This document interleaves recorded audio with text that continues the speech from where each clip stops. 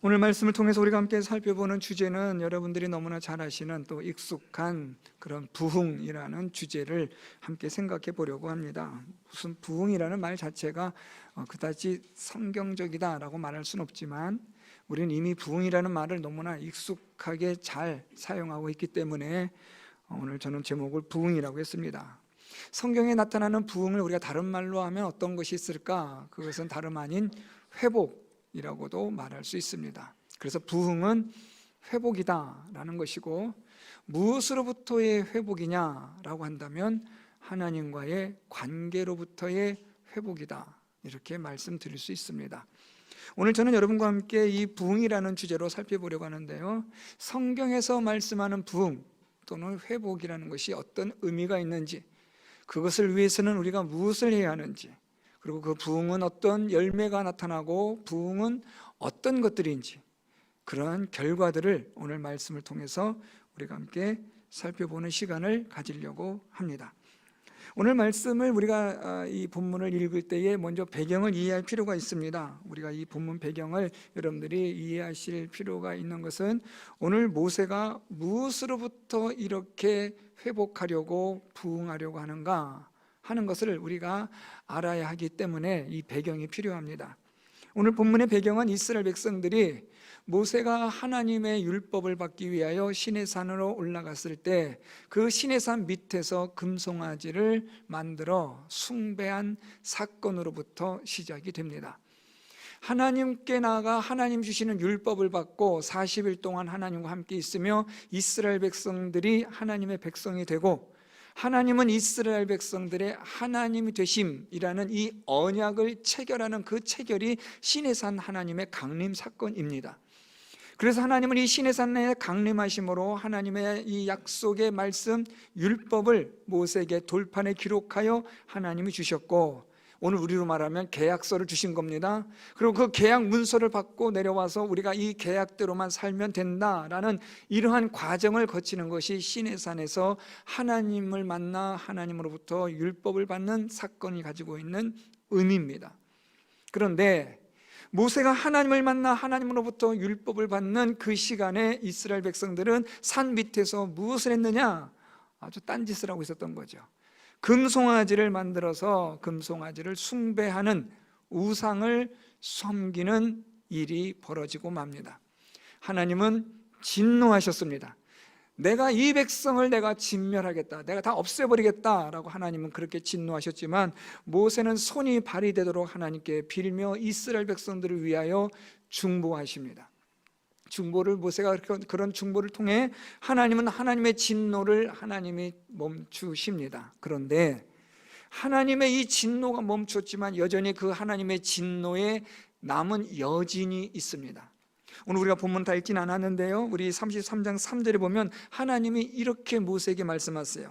너희를 젖과 꿀이 흐르는 땅에 이르게 하려니와 나는 너희와 함께 올라가지 아니하리니 이는 너희는 목이 곧은 백성인즉 내가 길에서 너희를 진멸할까 염려함이니라. 하나님께서 이스라엘 백성들에게 엄청나게 진노하셨어요. 아니, 다른 때도 아닌 하나님과 약속을 맺고 나서 좀 지난 다음에 하나님을 배반하고 배신해도 그래도 하나님은 진노하실 텐데, 지금 하나님과 약속을 맺고 있는 이 시간, 우리말로 말하면 아직 잉크도 마르지 않았는데 어떻게 지금 벌써부터 이렇게 나를 배신하고 배반할 수 있느냐? 하나님은 아주 진노하신 거죠. 그렇지만 모세의 중보를 통해서 하나님은 이스라엘 백성들을 그 자리에서 진멸하는 것을 하나님이 유예하시는데, 그렇지만 여전히 하나님의 진노에 대한 여진이 오늘 본문 3절에 기록이 되고 있어요. 어떤 말씀이에요? 너희를 젖과 꿀이 흐르는 땅에 이르게 하려니와 나는 너희와 함께 올라가지 아니하리니 라는 말씀이에요. 자, 여러분, 이 말씀 잘 보셔야 됩니다. 이스라엘 백성들이 금송아지를 섬긴 이유가 있어요. 그것은 다름 아니라 우리의 욕구를 충족시켜줄, 모세는 하나님을 만나러 산꼭대기로 올라갔는데 그가 죽었는지 살았는지 우리는 모르겠고, 우리는 우리의 욕구를 충족시켜줘야 되는데, 우리의 이 바램을, 우리의 원하는 바를 충족시켜줘야 되는데, 모세는 간 곳 온 곳 없고 이젠 우리가 우리의 신을 만들어 우리의 욕구를 충족시키겠다라는 겁니다. 그게 우상입니다. 여러분, 우상은 우리의 욕구를 충족시키는 대상이에요. 내가 정말 우리는 뭐 우상하면 너무 그럴듯하게 생각하는데 사실 여러분 좀 어떻게 보면 정말 저급한 거예요. 내 욕망의 대상이 그게 우상입니다. 여러분이 욕심의 대상을 가지고 있는 거, 그게 바로 우상인 거죠. 하나님 외에 말입니다. 하나님이 아닌 어떤 것에 여러분들이 욕망하고 그것을 욕심을 내고 그것에 대한 열정과 열심으로 쏟아붓는다면 그게 바로 우상이 되는 겁니다. 그러니까 우리가 뭐 이렇게 점잖게 앉아 있어도 여러분, 사실 우리 안에는 얼마든지 무엇이 가능하다는 거예요. 우리의 저급한 이 욕망을 이루어줄 그 욕망을 꾸고 있는 우리의 이 우상들이 꿈틀거리고 있다는 것을 늘 기억하셔야 돼요. 그래서 하나님은 말씀합니다. 이 백성이 어떤 백성이라 그래요? 목이 곧다라는 거예요. 얘들은 나한테 순종하지 않아. 내가 알아. 하나님 지금 그걸 말씀하는 거예요. 왜냐하면 너희들은 너무나 탐욕스럽다는 거예요. 하나님을 섬기는 자들이 아니라 너희들은 욕망 덩어리야. 내가 그래서 너희들의 그 욕망을 내가 채워주마. 하나님 말씀하시는 거예요. 그래서 오늘 말씀 보세요. 여러분 33장 3절에 너희를 젖과 꿀이 흐르는 땅에 내가 이르게 해주겠다. 너희들이 그토록 원하는 재물 내가 주겠다. 너희들이 그토록 원하는 욕망하는 것들, 열정으로 사모하는 것들 내가 다 주겠다라는 거예요. 요즘 우리 버전으로 말하면 너희 돈 벌고 싶지? 내가 부자 되게 해줄게. 너희 마음에 소원 있지? 내가 다 이루어줄게. 이 세상에서 너희들이 하고 싶은 거, 마음껏 이루고 싶은 거 있지? 내가 다 줄게 라는 거예요. 그런데 이런 조건이 뭐예요? 그런데 나는 너희와 함께하지 않는다. 자, 여러분 이 말씀에 대해서 사실 우리가 고민이 돼야 돼요. 두려움이 있어야 돼요. 그런데 오늘 이 말씀 딱 들으면서 혹시 여러분 마음속에 아싸 이런 분 계시면 정말 곤란합니다. 내가 이 세상에 돈 다 줄게. 그런데 난 너희와 함께하지 않을 거야 라는 이 하나님 말씀에 돈이면 땡큐입니다. 하나님 딴 거 필요 없어요. 하나님 아유 뭐 하나님 뭐 함께하지 않으셔도 괜찮아요. 돈이면 되죠 라는 마음을 가지고 있다면 정말 불행한 거예요. 이 자리에 있을 이유가 없는 거죠. 오늘 하나님은 그걸 말씀하는 거예요. 너희의 우상, 너희의 욕망 내가 다 이루어줄게. 그렇지만 나는 너희와 함께하지 않아. 이것에 대해서 여러분 모세가 땅을 치며 통곡을 해요. 그래서 여러분 우리가 오늘 보면 너무 길어서 다 우리가 읽진 않지만 33장 15절에 보면 주께서 친히 가지 아니하시려거든 우리를 가나안 땅으로 올려보내지 마옵소서. 이게 모세의 마음이에요. 하나님, 우리 가나안 땅에 있는 젖과 꿀 필요하지 않습니다. 하나님, 우리 그거 원하지 않아요. 하나님이 우리와 함께하지 않는다면 저 가나안 땅에 있는 젖과 꿀이 우리에게 무슨 소용이 있습니까? 하나님이 우리와 함께하지 않는다면 우리에게 저 젖과 꿀이 흐르는 가나안 땅 하나님 우리 올려보내지 마십시오. 우리에게 주지 마십시오 라는 거예요. 오늘날 말하면 하나님 저 부자 되기 싫어요. 저 돈 필요 없어요. 하나님이 나와 함께하지 않는다면 돈이 무슨 소용이에요? 내가 이 세상에 무슨 영광을 무슨 부를 누리겠다고 하나님이 나와 함께하지 않는다면 이게 다 무슨 소용이 있어요? 이게 모세의 표현입니다. 오늘 여러분 하나님은 이스라엘 백성들에 대해서 이만큼 진노하셨다는 건 여러분 상대적으로 무엇을 의미하고 있어요? 그만큼 이스라엘 백성을 사랑했다는 거죠. 내가 얼마나 너희를 이렇게 사랑했는데 어떻게 나한테 너희들이 이럴 수 있냐? 이게 하나님의 마음이에요. 너희들이 그렇게 원하는 재물, 그렇게 찾고 구하는 그 젖과 꿀이 흐르는 그거 내가 다 줄게. 그렇지만 난 너희와 함께 하지 않아. 하나님의 본 마음은 뭐예요? 그러면 우리가 어떻게 반응하길 하나님 원하시냐면 모세처럼 하나님 젖과 꿀 필요 없습니다. 돈 필요 없습니다.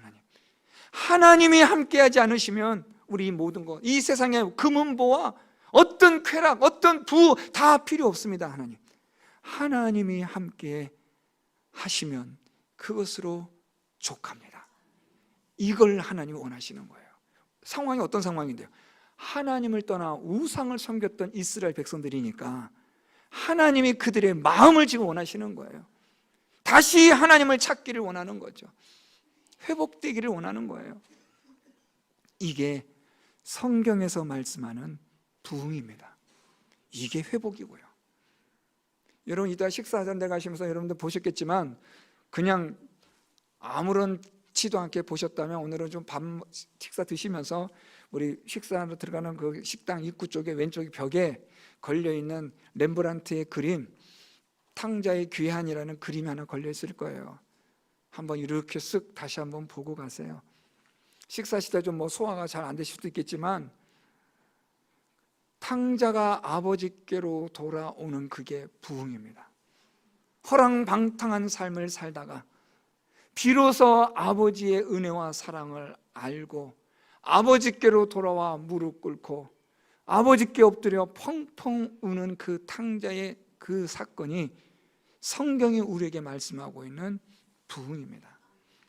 이 부흥을 위해서 오늘 모세가 무엇을 했는가 오늘 말씀을 통해서 보려고 합니다. 오늘 말씀 보면 7절에 모세가 항상 장막을 취하여 진 밖에 쳐서 진과 멀리 떠나게 하고 회막이라 이름하니 여호와를 앙모하는 자는 다 진 바깥 회막으로 나아가며 라고 말씀해요. 모세가 하나님과 이스라엘 백성의 이 관계를 다시 회복시키기 위해서, 부흥을 하게 하기 위해서 무엇을 만들었냐면 회막을 만들어요. 여러분, 이 회막은 하나님께서 모세에게 짓고 만들게 하신 성막과는 좀 달라요. 여기서 이 회막은 임시적인 거예요. 지금 이스라엘 백성들이 하나님 앞에 범죄하여 우상을 섬긴 금송아지 사건으로 인하여 하나님의 진노를 산 이 일을 어떻게든 모세가 빨리 지금 회복을 시키려고 하는 가운데 그가 만든 것이 바로 이 회막입니다. 그러니까 하나님께서 모든 어떤 이 제도를 통하여 말씀하신 지은 성막과는 달라요.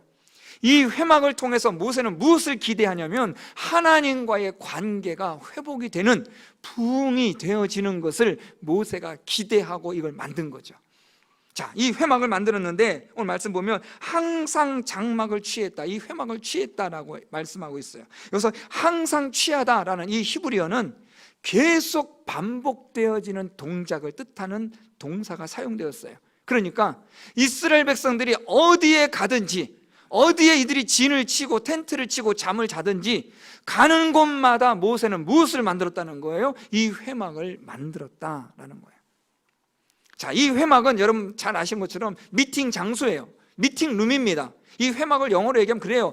하나님을 만나는 장소를 이 모세가 계속해서 만들어요. 어느 곳에 가든지 말입니다. 그래서 항상 이 장막을 취하였는데, 자 보세요. 이 장막을 어디에다 취하였는가, 어디에다 만들었는가 볼까요? 진 밖에 쳐서 진과 멀리 떠나게 하고, 이스라엘 백성들이 잠을 자고 생활하는 진이 있어요. 그 진이 있는데 그곳 한가운데 누구라도 원하면 하나님께 나아가 만날 수 있는 그 한가운데 이 회막을 만든 게 아니라 진 밖에, 그것도 멀리 떨어진 곳에 이 회막을 만들었다라는 거예요.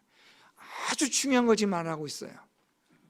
모세가 하나님을 만나는 이 장소를, 회막을 만드는데 모든 이스라엘 백성들이 손쉽게 찾아가서 아무나 만날 수 있는, 언제든지 만날 수 있는 이 회막의 장소가 한가운데 다운타운에 있는 게 아니라 이 회막이 진을 떠나서 그것도 먼 곳에다가 따로 떨어뜨려 놓았다라는 거예요.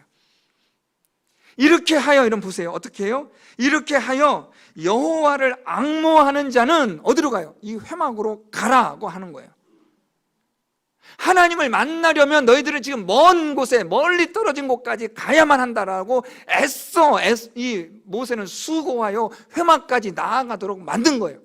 무슨 모세가 뭐 이스라엘 백성들에게 억심을 가지고 있는 게 아니고 이스라엘 백성들을 골탕 먹으려고 이러는 게 아니라 여기는 아주 중요한 의미가 담겨져 있다는 거예요. 여러분, 회막은 하나님을 만나는 곳입니다. 회막 자체는 거룩하지 않아요. 그러나 하나님은 거룩하심으로 하나님이 계시는 곳이 또한 거룩합니다. 교회는 거룩할 수 있어요. 하나님의 임재가 있다면 교회는 거룩합니다. 그러나 아무리 교회라 할지라도 하나님의 임재가 떠난 교회는 거룩하지 않아요. 건물이 거룩한 게 아닙니다. 이 땅이 무슨 거룩한 땅이 아니에요. 중요한 것은 이곳에 하나님이 임재하시느냐, 하나님의 성령의 역사가 일어나는 곳이냐, 그러면 여기는 거룩한 교회가 되는 줄 믿습니다. 자, 그러면 회막은 하나님이 임재하시는 곳으로, 이곳은 거룩한 곳인데 이스라엘 백성들이 이 하나님의 거룩한 곳으로 나아가려면 어디를 떠나야 돼요? 진을 떠나는데 얼마큼 떠나요? 멀리 떠나야 된다는 거예요. 무슨 말이에요? 하나님을 만나려면, 거룩하신 하나님께 나아가려면 죄를 멀리 해야 합니다. 죄를 떠나야 돼요. 우리가 죄를 가지고, 죄의 덩어리를 가지고 하나님께 나아갈 수가 없다는 말입니다. 하나님을 만나려면, 거룩하신 하나님께 나아가려면 우리의 모든 죄악들을 버리고 멀리 떠나 하나님께로 나아가는 자가 되어야 한다라는 거죠. 오늘 그래서 말씀에 여호와를 앙모하는 자는 이라고 말하고 있는 거예요. 누가 죄를 멀리 떠나요? 누가 죄를 떠나고 죄를 멀리 합니까? 여호와를 앙모하는 사람. 여러분 오늘 말씀 잘 보셔야 되는데, 이 회막으로 나아간 사람들이 누구라고요? 이스라엘 백성들이 아니에요. 그렇게 기록하지 않잖아요. 이 회막으로 나아가는 사람들은 누구냐면 여호와를 앙모하는 자. 좀 더 정확하게 표현하면 이스라엘 백성들 가운데서 하나님을 앙모하기를 원한다면 그들은 죄를 떠나 하나님께로 나아가야 한다라는 말입니다. 자, 이 죄는 무슨 죄예요? 우상을 섬긴 죄. 너희들의 금송아지를 버리고 떠나고 멀리하여 하나님께 나아가라는 거예요. 이 앙모하다라는 이 히브리어는요, 힘쓰다, 찾다, 구하다, 사모하다 이런 뜻을 가진 단어예요. 즉 너희가 하나님을 힘써 찾고 구하기를 원한다면 어떻게 하라고요? 죄를 떠나야 된다는 거죠. 예수께서 우리에게 실족해 하는 일이 있거든 눈을 빼버리라, 다리를, 발을 잘라버리라, 끔찍한 말씀하세요. 만약에 그 말씀대로라고 우리 행한다면 여기 앉아있는 우리 모두는 다 눈도 없고 팔다리 다 없을 겁니다. 예수께서는 우리가 죄를 범할 때마다 팔 잘라버려, 다리 잘라버려, 눈 빼, 이게 아니라 어떤 말씀이냐면 눈이 뽑혀질 각오를 가지고 내 팔다리가 잘려지는 그런 각오로 실족해 하는 일을 하지 마라. 죄를 지지 말라는 거예요. 내 눈을 뽑아서라도 죄를 범하지 않겠다라는 각오, 내 팔과 다리를 잘라버려서라도 내가 죄를 범하지 않겠다라는 그러한 마음의 결단과 각오를 예수께서 말씀하신 것인데, 오늘 이 모세가 여호와를 앙모하는 자들은 너희들의 모든 진, 너희들의 모든 죄를 떠나 하나님께로 나아가야 한다. 이 죄는 너희들의 우상을 말하는 거죠. 지금 이스라엘 백성들이 하나님의 백성이라고 여기고 있고 따라가고 있지만 여전히 이들 안에는 무엇이 있다는 거예요? 금송아지들이 다 있는 거예요. 여러분, 이 금송아지가 갑작스럽게 하늘에서 뚝 떨어진 게 아니라 이 금송아지는요, 이스라엘 백성들이 그동안 보았고 그동안 경험했고 그들 안에 길들여졌고 익숙해진 이 우상이 금송아지입니다. 좀 더 정확하게 표현하면, 역사적 표현을 빌리면 애굽에서부터 그들이 종살이할 때부터 익숙하게 길들여져 왔고 섬겨왔던 우상이 금송아지입니다. 애굽은요, 전형적인 세상을 상징하는 성경적 용어입니다. 이 애굽에서 그들은 세상을 동경했고 세상을 사랑했고 그것으로 만들어진 것이 바로 우상인 금송아지예요. 하나님의 이스라엘 백성들을 애굽에서 나오게 하셨고 그들을 시내산에 인도하셔서 하나님의 백성이 되도록 하는 언약식을 맺는 그 가운데도 이스라엘 백성들의 마음에는 무엇이 있었다는 거예요? 금송아지들이 다 있었다는 거예요. 오늘 이 자리에 앉아있는 저와 여러분, 우리가 예수 그리스도로 말미암아 하나님의 은혜로 하나님의 자녀가 되고 구원을 받고 영생 얻는 자가 되어도 우리 안에는 얼마든지 무엇이 있을 수 있다는 거예요. 금송아지들이 다 있다는 거죠. 그 금송아지가 뭡니까? 내가 사랑하는 나의 욕망 덩어리, 내 욕망의 대상, 그게 다 금송아지인 거예요. 그래서 오늘 모세는 하나님을 찾고 구하는 일에 힘쓰기 원하면 무엇을 버리라고, 무엇을 떠나라는 거예요? 너희들의 금송아지를 버리고 떠나라는 거예요. 여러분, 금송아지 가지고 하나님께 나아갈 수가 없어요. 우리는 이 세상과 하나님을 동시에 섬길 수가 없는 겁니다. 우리는 재물이든지 하나님이든지 둘 중에 하나예요. 여러분, 우리는 하나님 앞에 어떤 존재로 서 있어야 되느냐? 우리의 우상을 버리든지 우리의 우상을 섬기든지 둘 중에 하나라는 거예요. 오늘 모세는 하나님께로 나아가려거든 너희의 모든 우상을 버리고 떠나서 하나님께 나가야 한다. 그래서 회막을 만든 거예요. 이게 부흥의 시작이며 부흥의 방법입니다. 회복의 방법이에요. 그래서 이 회막을 만든 겁니다. 이렇게 하여 하나님의 부흥이 시작되게 합니다. 자, 이 일로 인하여 하나님께서 이 이스라엘 백성들에게 어떻게 하시는가 오늘 말씀 좀 볼까요? 우리 8절에 모세가 회막으로 나아갈 때에는 백성이 다 일어나 자기 장막문에 서서 모세가 회막에 들어가기까지 이제 바라보고 있는 거예요. 이스라엘 백성들을 대신하여 대표하여 이제 모세가 하나님의 회막문에 나아갑니다. 회막에 나아가요. 이스라엘 백성들이 이제 그걸 바라봐요. 그들의 마음은 지금 조마조마한 거예요. 왜요? 자신들이 지은 죄가 있으니까. 우리 금송아지 섬겼는데 하나님은 지금 엄청 진노하신 상황이거든요. 모세가 회막에 들어갑니다. 8절, 9절에 모세가 회막에 들어갈 때에 구름 기둥이 내려 회막문에 서며 여호와께서 모세와 말씀하시니, 구름 기둥이 내렸다라는 말은 하나님의 임재의 상징이에요. 하나님이 임재하셨다, 이 회막에. 여러분, 하나님은 회막에 항상 임재하셔야만 한다, 그거 아닙니다. 하나님은 임재하실 수도 있고 임재하지 않으실 수도 있어요. 왜요? 하나님을 앙모하지 않으면, 하나님을 찾고 구하는 일에 힘쓰지 않으면, 금송아지와 같은 우상을 버리지 않고 떠나지 않으면 하나님은 임재하지 않아요. 그런데 하나님이 임재하세요. 하나님은 이스라엘 백성들의 그 회개를, 그들이 돌이킴을 하나님이 용서해 주신 거죠. 이런 하나님의 임재를 이스라엘 백성들이 주목하게 됩니다. 그래서 모든 백성이 회막문에 구름 기둥이 서 있는 것을 봐요. 10절에. 그래서 어떻게 합니까? 10절 하반절에 보면 다 일어나 각기 장막문에 서서 무엇을 해요? 예배하며. 여러분, 부흥에 있어서, 회복에 있어서의 가장 결정체가 무엇이냐면 예배입니다. 하나님을 예배함. 이 예배는 여러분, 하나님을 예배할 수도 있지만 또 누구를 예배할 수도 있어요? 금송아지를 예배할 수도 있는 거죠. 이스라엘 백성들이 모세가 시내산 꼭대에 올라가서 40일 동안 내려오지 않을 때 그들은 무엇을 예배해요? 금송아지를 예배한 사람이었거든요. 금송아지를 섬기는 자들이었어요. 세상의 야망과 자기 안에는 욕망을 채우렸던 사람들이 바로 이들이었는데, 이들이 깨달은 거예요. 참신은 하나님이신데 우리가 헛짓했구나.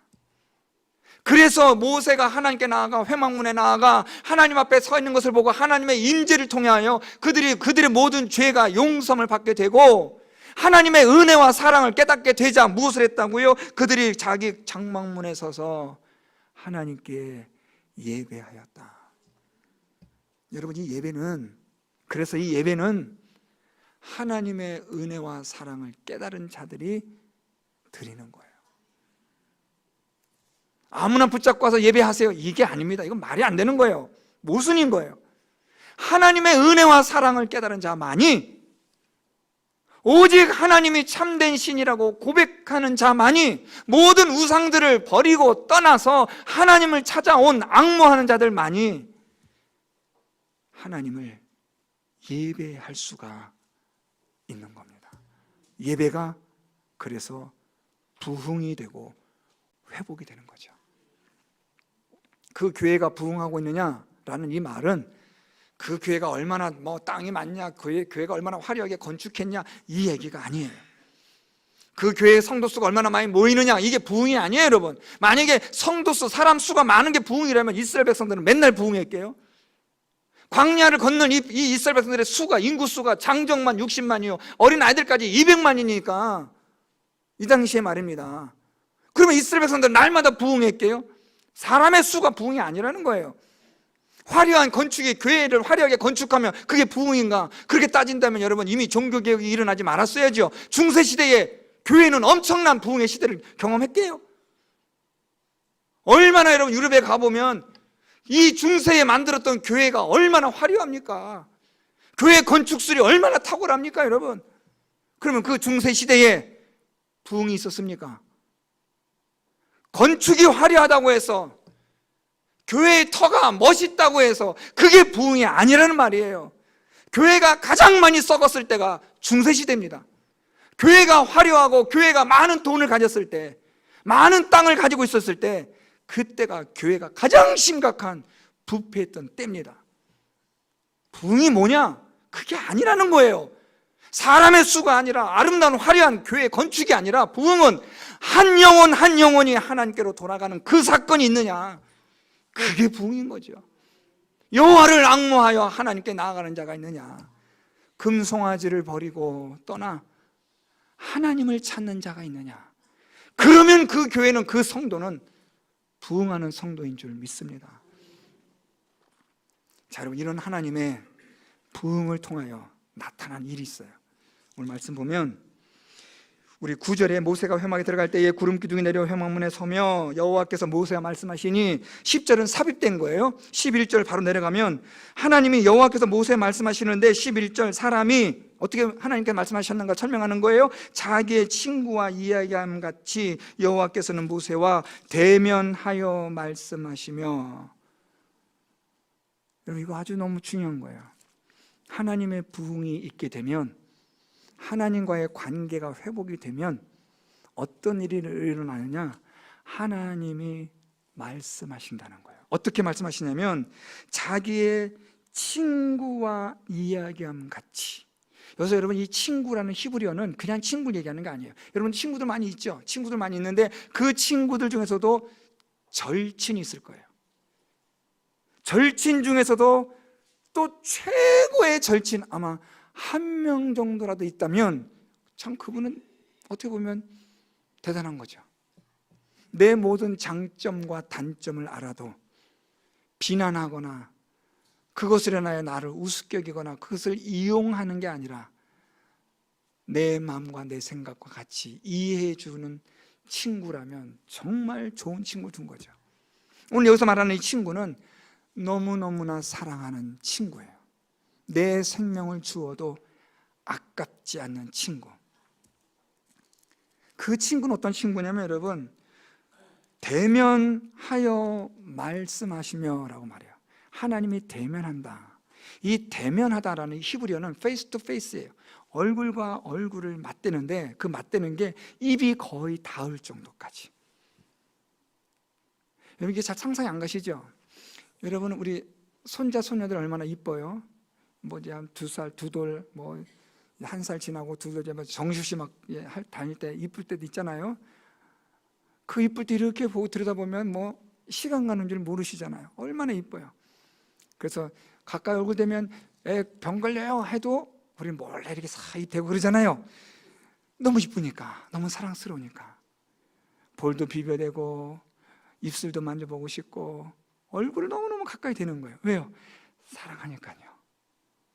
사랑하면 얼굴과 얼굴을 대하여 보는 거죠.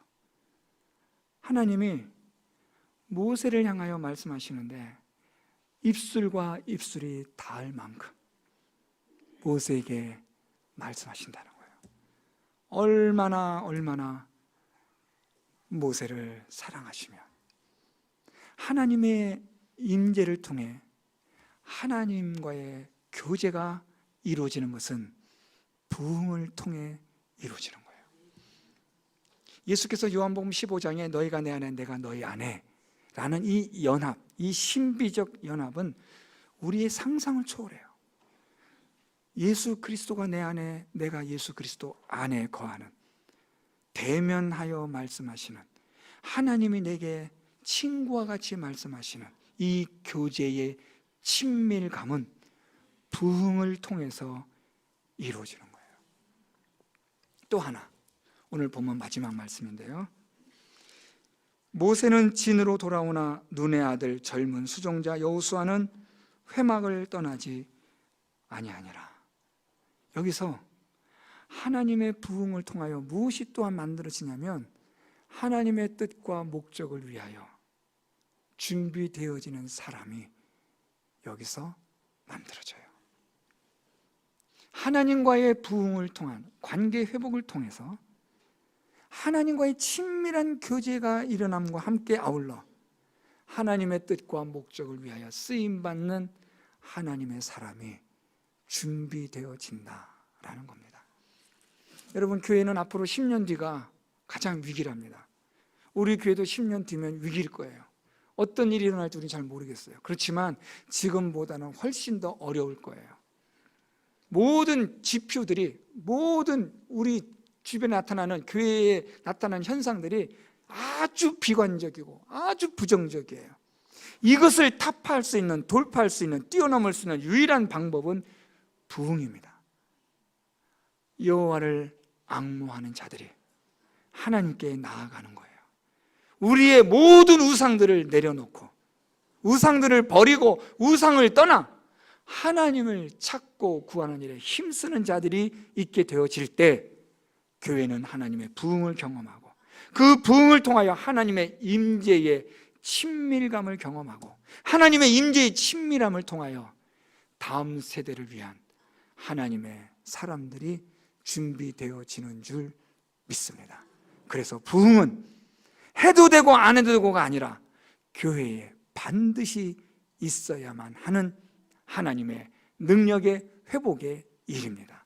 이 일을 위하여 우리 모든 성도 여러분들이 이제는 나의 금송아지를 버리고 멀리하고 여호와 하나님을 찾고 구하는 일에 힘을 다하셔서 하나님의 회막으로 나아가 하나님의 거룩한 임재를 경험하며 하나님과의 친밀함을 통하여 하나님과의 더 깊은 사귐의 자리에 이르시고 하나님의 뜻을 위하여 준비되어지는 저와 여러분, 우리 모두가 될 수 있기를 예수 그리스도의 이름으로 축원드립니다.